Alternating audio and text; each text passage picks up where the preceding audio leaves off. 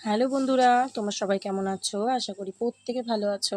তো চলো আজকে এই মুহূর্তে দেখে নেওয়ার চেষ্টা করব যে মানুষটার কথা তুমি ভাবছো, যার সাথে তোমার হতে পারে on off situation, no contact, সেপারেশনে রয়েছো, সে কি কোনো অ্যাকশন নেবে তোমার জন্য? তার নেক্সট অ্যাকশন কি হতে চলেছে চলো চেক করে নেবো। Thank you universe, please guide. সে কি কোনো নেক্সট অ্যাকশন নেবে ইউনিভার্স? একদমই কিন্তু তোমার পার্সন তোমার জন্য দেখতে পাচ্ছি অ্যাকশনটা নেবে।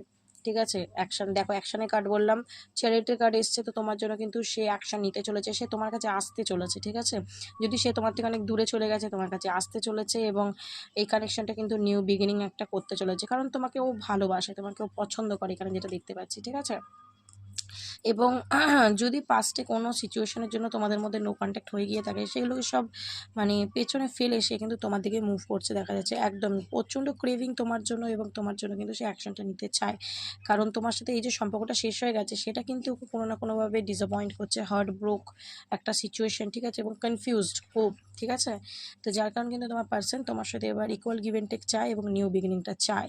তো আমার কোশ্চেন হচ্ছে যে তোমার পার্সন কি তোমার জন্য কোনো অ্যাকশন নেবে? ডেফিনেটলি নেবে। রিউনিয়নের কার্ড এসছে, তো এনার্জিটাকে ক্লেম করে নিও এবং ইউনিভার্সকে গ্র্যাটিটিউড দিও। ওকে, চলো, থ্যাংক ইউ সো মাচ।